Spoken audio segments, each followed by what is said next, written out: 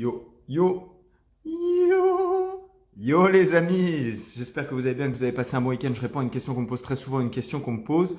Deux questions qu'on me pose en réalité. La première c'est quel sport choisir entre la boxe anglaise, la boxe française, la boxe thaï, le MMA, etc. J'ai envie de m'inscrire dans un sport de combat mais je ne sais pas quel sport choisir.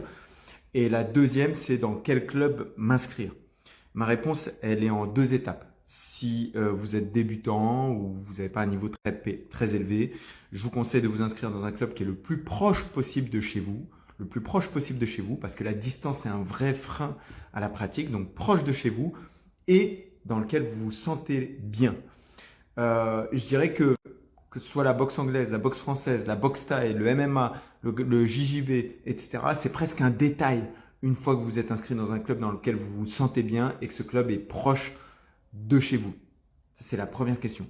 Ensuite, maintenant, si vous êtes compétiteur, la question est un petit peu plus compliquée. La question qu'il faut vous poser en tant que compétiteur, c'est pas dans quel club il y a les plus grandes stars ou dans… La première question à se poser en tant que compétiteur, c'est dans quel club on va le mieux s'occuper de moi. Dans quel club on va faire en sorte de me faire progresser de la meilleure des façons. Ça, c'est le premier point.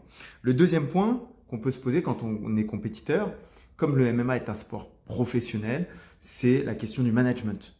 Et de quelle façon ce club peut m'emmener vers mon objectif. Si mon objectif, c'est l'UFC, il n'y a pas énormément de clubs en France qui peuvent emmener vers l'UFC.